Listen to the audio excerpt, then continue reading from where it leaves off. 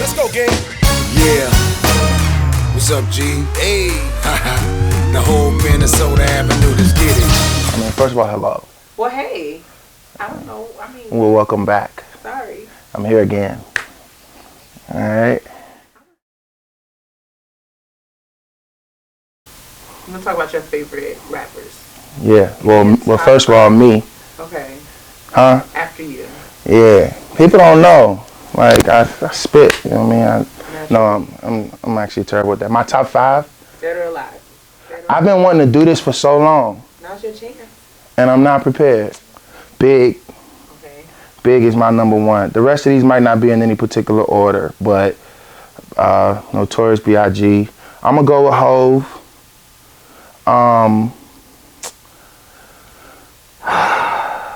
Lyrically, for what he is able to do and present, I gotta say Nas. I didn't grow up listening to a whole bunch of Nas, but like for what he can do and what, I'm not just talking about word for word, like lyrically, I'm just what his raps, his rhymes have meant to the culture. My last two might throw people. Jadakiss is in my top 5. Jadakiss is in my top 5. Like, yeah, like I'm sorry, don't argue with me. And in that same vein, Beanie Siegel. There was a time when people they could not line up with Beanie Siegel with the rap or with the hands. Like that was a time period. People don't remember like State Property and all that. It was just now, as a matter of fact, I just posted, it was 20 years since The Becoming. Like, Beanie Siegel at one point, and remember, I don't know if you remember him and Jadakiss beefed. That rap thing was such a powerful rap, and then everybody was scared that it was gonna turn to something else because they was both off. Okay, so that's my 5. I gotta do an honorable mention though, just, because it's me. How many honorable mentions do you need? Well, I really need 30, but. Right, I'll give you 3. Okay, I'm a big Tip fan. I like T.I. I spent some time in Georgia for school, like right when I'm Serious came out, all that Trap Boy, Dope Boy stuff was out, and Tip at that time was consistently giving stuff that a lot of, when it come to a lot of down south rappers at that time, were not doing that. And culturally, his impact, 3,000. And his ability to rap, nobody is really, I'm glad to be talking about this because people don't know. 3,000. I was listening to a song from Jeezy the other day, which was a popular song back in the day called I Do. With him, Jeezy opened, Jay did the second verse, and then 3,000 closed.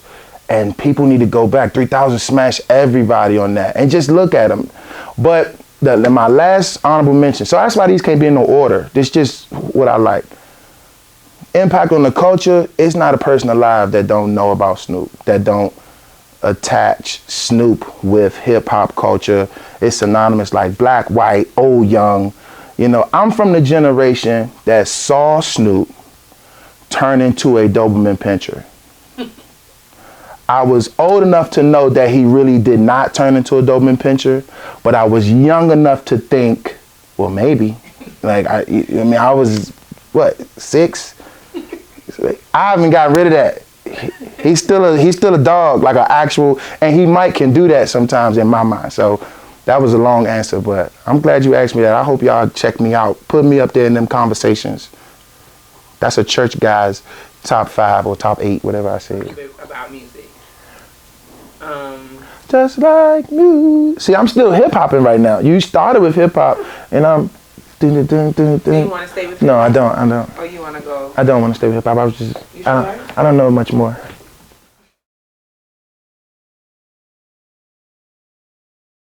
My favorite genre is gangster movies. My favorite gangster movie actually is Hoodlum.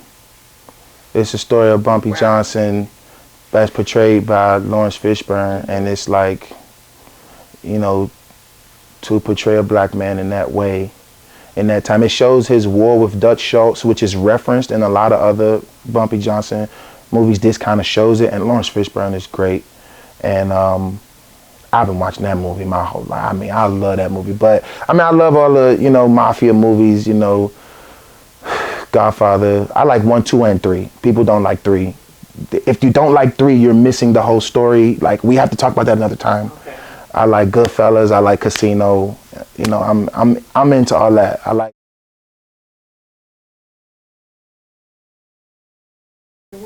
My favorite biopic is, I think, probably Ray. I think Jamie Foxx is like a better Ray than Ray. Like, Jamie Foxx is like key for that. Nailed it. Yeah. Ali. I didn't even plan this. I didn't even plan it. Muhammad Ali, Will Smith, Jamie Foxx smashed in that. Like, Jamie. Bring it on, niggas. Yeah. No, I like those. I like so many biopics though. I can't really think of them all. I'm gonna think of them when we get home, like when I leave, and you know. But okay. I'm enjoying all this, by the way. Are you?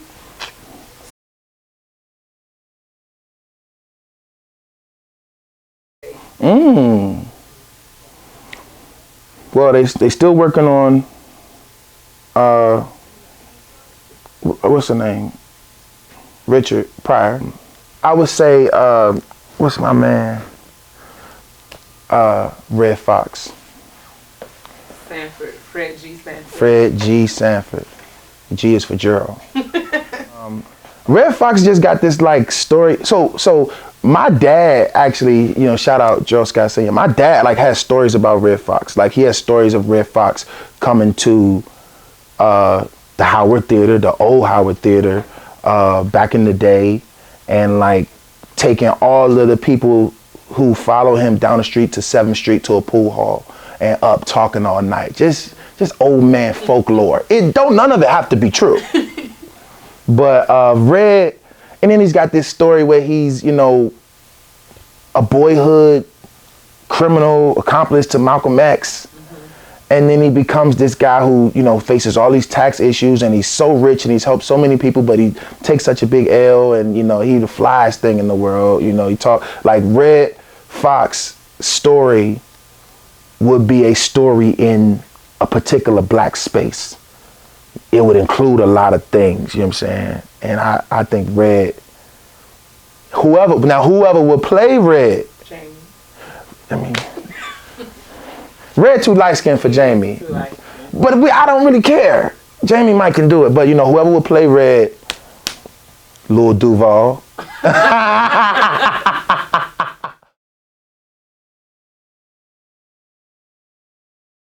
These are my favorite. Are they? Yeah. All right, let's go. Black Lives Matter. Like a mug. Do. They really do. I mean, all but whatever you want to say. All Black Lives Matter. How about that? Yeah, it just is what it is. Like, Black Lives Matter to a certain group of people mean that other lives don't. That's not what we're saying. Right. Nobody didn't say that. Like, listen, I'm saying Black Lives Matter. I'm not saying yours don't. Black Lives Matter is a narrative that has not always been prioritized in this country. Everybody knows that. And sometimes it seems like the most people who are fighting Black Lives Matter, older black people, are the people who should know that it's true. Like, as much as you've been through, you should be glad somebody's saying black. You know, these are people that was chased by dogs and they mad that we saying Black Lives Matter. You should be happy. Yeah, Black Lives Matter. That's the end of that sentence. You want to talk about something else, we could talk about something else, but we're talking about this right now. Okay? Donald Trump. I didn't come in for this. Donald, what's his J stand for? Joke. Geronimo. Joke. Okay, I'm gonna be serious because this is important. Donald Trump, to me, he's not a good guy. He's a liar. He's not very smart. All that stuff we all know. But Donald Trump is the embodiment of the last stronghold of white supremacy in America. And let me tell you what I mean. Like, a lot of white people know that Donald Trump is not good. They know he's not smart. They know that everything he does says is bad, but they have to commit themselves to Donald Trump because he is fighting for their last bit of control. that they can't outwardly publicly say they cherish. Like, if white people become a minority in the next, what they say, 40 years, like, they can't outwardly say that's a problem for them. But if I quietly support him, he'll say it for me. He embodies everything that's wrong with white people. Or all people. You know what I mean? Because a lot of people support Donald Trump because he represents what they won't say out loud. There are a lot of black men who, you know, older black men who vote for Donald Trump and connect with Donald Trump just because he ain't no woman. And that sexism is so strong in the black community. Meanwhile, our black sisters are, you know, like as we saw in Alabama, voting 97% to get, you know, white supremacists out of office and stuff like that. Like, Donald Trump represents what a lot of people don't want to say and don't want to admit that they really are. He will openly, loudly be the bad guy that is hidden in you. And so, as much of a bad dude as he actually is, it's more so what he represents. Like, if you look, Donald Trump, it ain't been this much racism, Nazi activity outward like this. I mean, we used to drive down North Carolina with my family every year. That's where my grandparents are from. And I never seen a Confederate flag on 95. I never seen a Confederate flag on 85. I knew they was there, but like flying over 95 like that, I never seen that. And now, I'm just like, I've been coming down here my whole life. Y'all ain't never did that. What is gassing you? Right. It's him. He and you can put the flag up and go hide away and never say nothing about it. So I just feel like he's a problem, but he represents a bigger problem. That don't mean we cool with him, but that's what it is, you know. Donald Geronimo Trump. Geronimo is spelled with a G, but his is different. This is a Geronimo. Y'all not with that. That was Umar deep. Like, okay? That was Umar Johnson deep. Hey, gender roles. Gender roles? Gender roles. Don't ask me about that, man. Okay. People, you know, people sometimes have called me chauvinistic. Here's the thing. I don't have a special connection to maintaining traditional gender roles or anything like that. I'm not like that. You know, if there are things that women want to be or men want to be that are outside of the box of what society historically says they should be, go for it.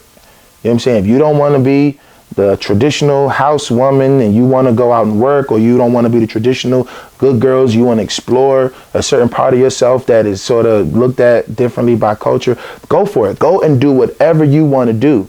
You have to realize that as you make a change, there are people responding to you.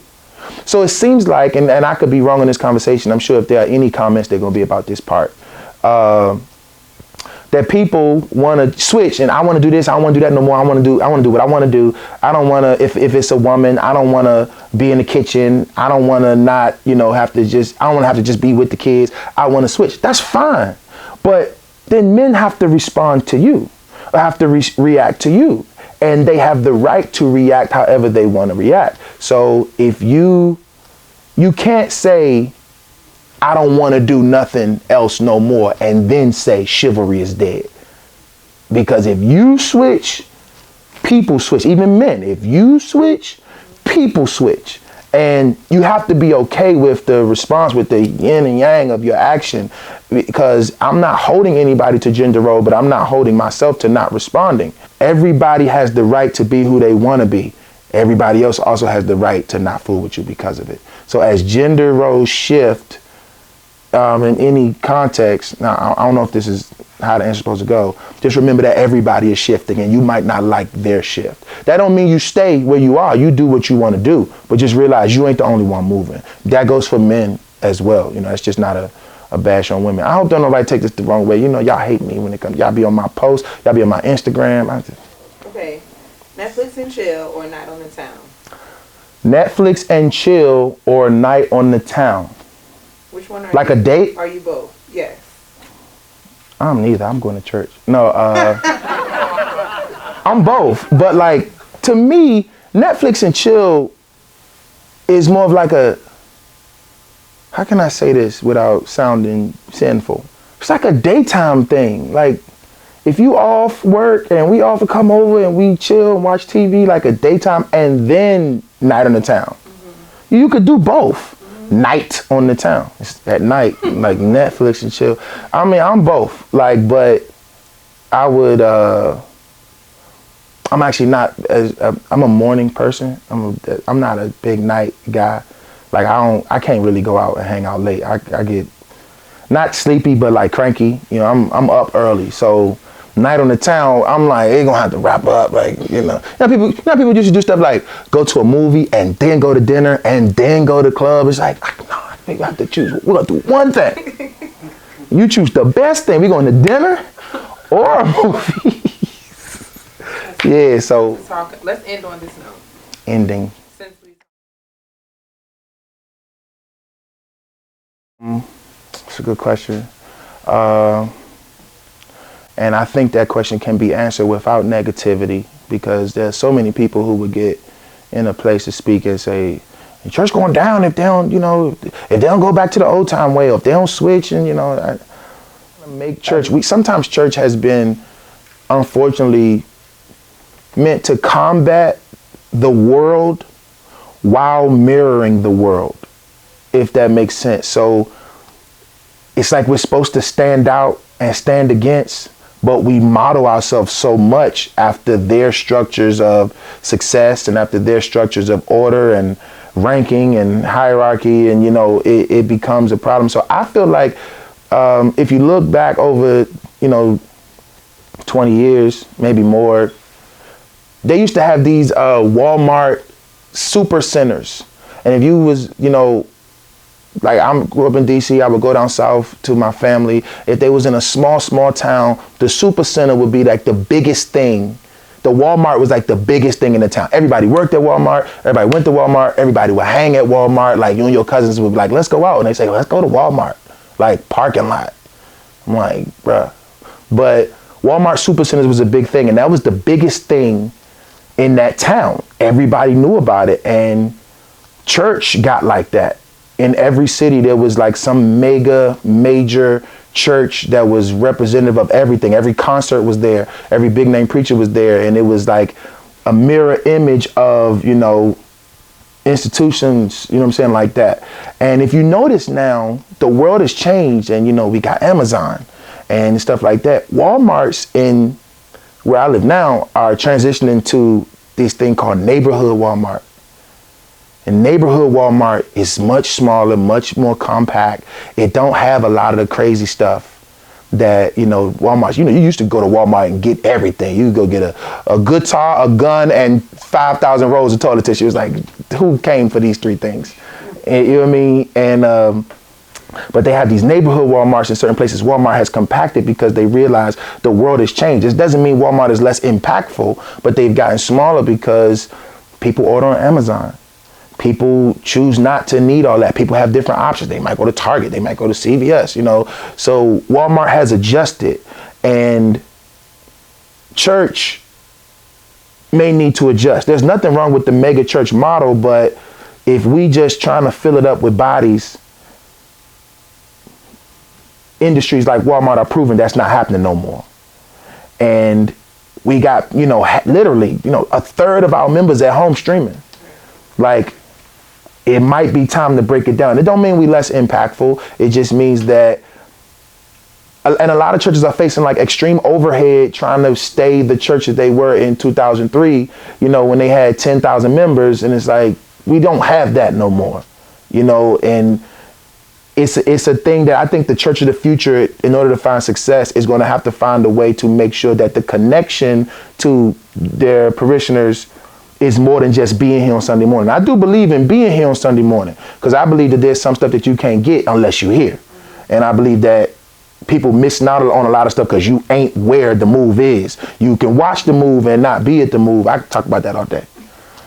But, and I think that in terms of where we're going, like the goal used to be growth, and growth sometimes turned into swelling, like cancer cells grow, but they're not healthy. And so, if you had 10,000 members and you wanted to get to 12,000, but really a lot of churches that had 10,000 members, 3,000 of them wasn't saved. Right. you know, or it was only 3,000 of them saved. It's 7,000 not really living, not really growing. And so I feel like growth is good. I mean, God brings increase. We all know that, and there's nothing against that. But I would like to see, I think that the church will survive better if they start to do better with what you got. If you got 10,000, let's not look to go to 12,000. Let's make sure that the 7,000 who are really not disciples grow. You know, I always tell people, if you got a smaller choir, if you don't have 30 voices, if you only got 16 voices, all 16 of them need to know how to sing, because you got individual time to build. So I think that obviously church is going to need to adjust. You know, mega ain't going to always last. But there needs to be some adjustment in not the quantity, but the quality, because you got a lot of people at a lot of churches who, you know, I mean, I always joke with them, but they can't tell you where the Beatitudes is. You know, they just like, you don't know no Bible, you don't know nothing, you just a member. You just come here. Let's build on that before we add 1,000 people. So if you have a church where, and that's the thing, I know I'm going, that's the thing about like small churches. Like you can have a small storefront and 95% of them will be sold out to God. Percentage wise, they doing better. You know, it's like they may not get a lot of people to join, but the people they got are committed to this ministry and growth. Whereas, you know, a lot of big churches are committed to swelling instead of growing healthy. But in the end, them people, when times get hard, they run away because they don't know as much. The whole Minnesota Avenue, let's get it. Yes, listen, I'm enjoying doing these. If there's anything that we should speak to or anything that we should connect with, I am kind of, you know, in large part being caught off guard, and I'm sure I can answer these questions better with some thought and some reading and some study. And I would love to connect with anybody. You can connect with me on Facebook. My name is Gerald Scott, just Gerald Scott. You can connect with me on Instagram at @GScottShow, @G_Scott_show. You know, let's reach out, let's talk, let's work through these things. I'm just speaking from a guy who fits in my particular demographics. You know, Black, Generation Y, Christian, inner city guy, musician, preacher. Everybody doesn't fit in those things, but I do. And if I connect with you, I want to connect with you. I'm having fun doing these. Goodbye. You know what I was supposed to say? Goodbye. Yeah. Yeah.